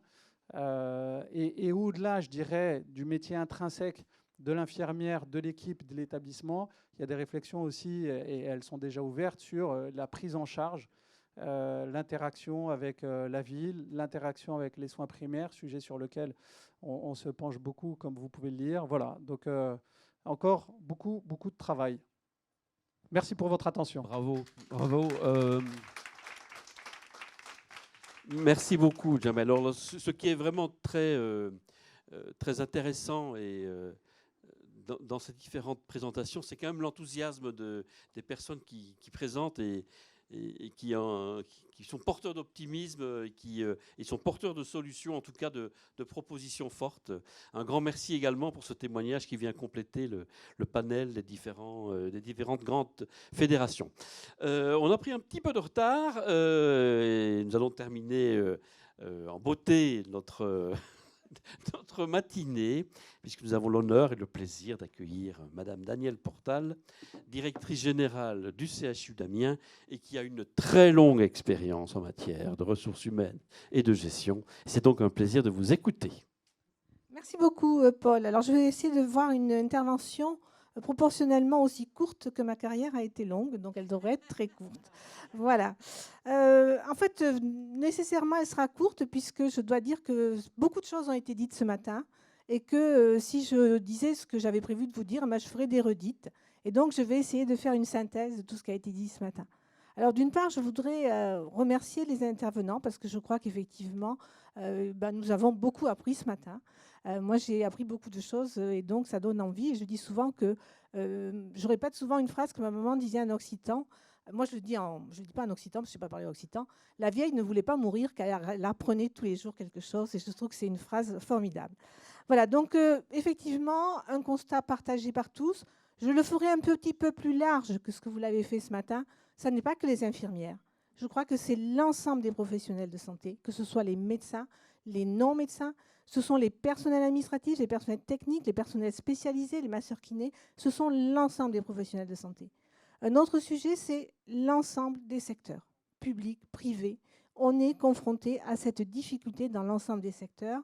Et enfin, et on vient de le voir récemment, c'est tous les pays européens. On est tous confrontés à cette problématique-là. Donc c'est une vraie problématique structurelle qui nous éclate quand même un peu à la figure.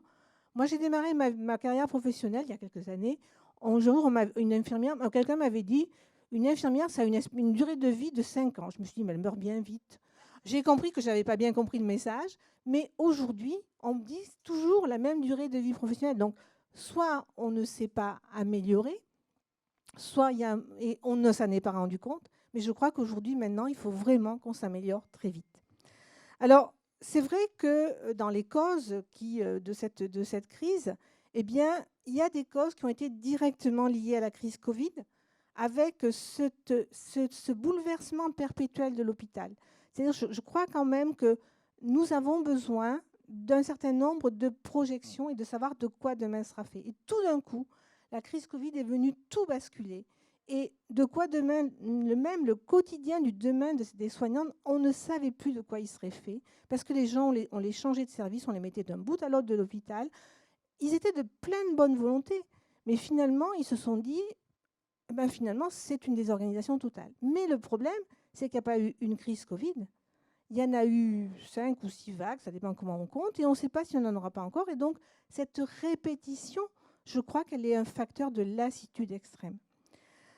Et qu'on arrive aujourd'hui à une certaine forme de syndrome post-traumatique de cette crise Covid, avec effectivement, pendant ce temps-là, eh bien, l'hôpital n'a pas vécu, l'hôpital au sens large, n'a pas vécu tout à fait comme le reste de la société.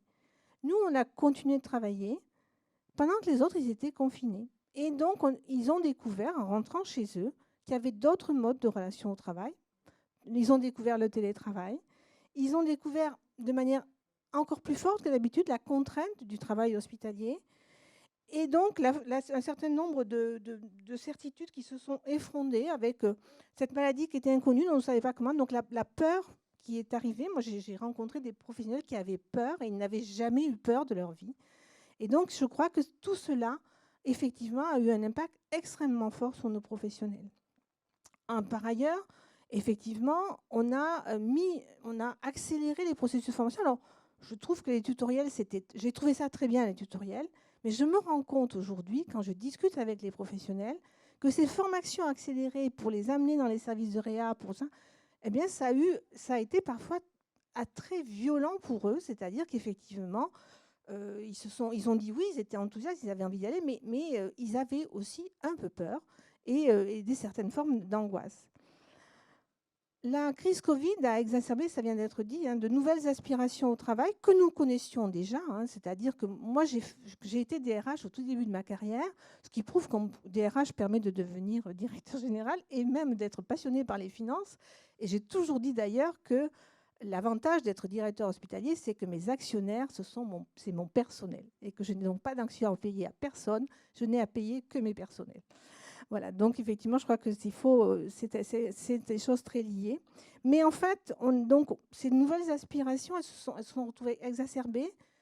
On l'a dit, c'est la demande de travail en 12 heures. C'est-à-dire, j'ai toujours dit que le travail hospitalier est un travail extrêmement intrusif. Il est intrusif dans sa vie privée. Et aujourd'hui, cette intrusion du travail hospitalier dans la vie privée, qui était plus ou moins tolérée, elle est devenue intolérable. Et donc, le travail en 12 heures apparaît comme une façon de ne pas pouvoir être rappelé et donc d'avoir un temps libre qui est son temps à soi. Et donc, il y a une demande très forte de travail en 12 heures. C'est aussi moins de déplacements au moment où les déplacements deviennent de plus en plus chers et prennent du temps. C'est peut-être une demande qui est réellement faite. Et puis, c'est aussi du travail qui n'est pas le travail hospitalier avec toutes les contraintes, le travail posté, le travail de jour, le travail de nuit, le travail 365 jours par an. J'ai l'habitude de dire que l'hôpital, c'est la dernière lumière dans la ville, mais la dernière lumière dans la ville, derrière laquelle il y a du monde qui travaille. Et donc, effectivement, on voit aujourd'hui une aspiration vers des travails dans des postes fixes, vers du travail. On a fait découvrir aussi à nos professionnels le travail en centre de vaccination, le travail pour faire des tests. Et donc, tout ce travail, le travail dans des laboratoires, aujourd'hui, tout ce travail qu'on a fait découvrir, il est demandé, il est revendiqué par des professionnels. On a également, et ça n'a pas été dit ce matin, j'en étais un peu surprise, un double effet Parcoursup et crise Covid. Moi, je discute avec les gens qui examinent les dossiers, qui ont dit qu'ils avaient une explosion de la demande vers des formations en santé. Donc, on a un nombre de dossiers, les gens qui font les examens de dossiers, un nombre de dossiers qui a parfois été multiplié par 10 de demandes de formation en santé. Mais cette demande, elle n'est pas nécessaire. Alors d'abord, elle est dans un panel de demandes et donc les gens arrivent à l'IFSI, ils ne sont pas certains, c'est pas peut-être là qu'ils voulaient aller. Et donc, effectivement, on a un nombre d'abandons, de réorientation qui est phénoménal. Et moi j'ai dans le GHT, on a un IFSI qui va avoir un nombre de professionnels qui va sortir qui correspond à 15% des professionnels qui y sont rentrés. Donc effectivement, c'est un abandon phénoménal. Et effectivement, ça vient d'être dit, on a aussi des gens qui finalement, l'IFSI pour eux, c'est un début de formation post-bac. Et donc ils vont se réorienter vers des formations universitaires Et donc, ils ne feront pas la profession pour laquelle nous croyions les avoir formés. Donc voilà, tous ces sujets-là, aujourd'hui, ils sont devant nous. Et effectivement, vous avez commencé à aborder des solutions, des réponses à toutes ces questions, des solutions que je partage avec vous, tout ce qui est la QVT, tout ce qui est le management bienveillant, tout ce qui est le management de proximité, tout ce qui est aussi la reconnaissance des compétences professionnelles avec, alors je disais, les rapports entre les professionnels, les protocoles de coopération. Le rapport Berlin, il a 11 ans, hein. On n'en a pas fait grand-chose. Voilà. Les IPA, ça démarre doucement, mais je suis pas certaine. J'aimerais bien qu'on en fasse beaucoup, beaucoup de choses. Et donc, effectivement, je crois qu'aujourd'hui, et je terminerai par cela en plagiant Jacques Chirac, je crois que notre hôpital brûle et je voudrais que l'on ne regarde pas ailleurs.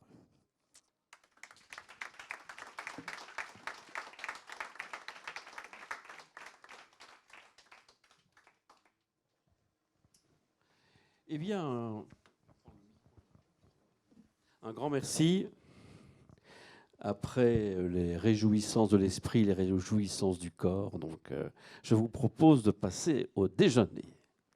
On va recommencer dans une demi-heure, 3/4 d'heure, parce qu'on a pris un petit peu de retard. Bon appétit!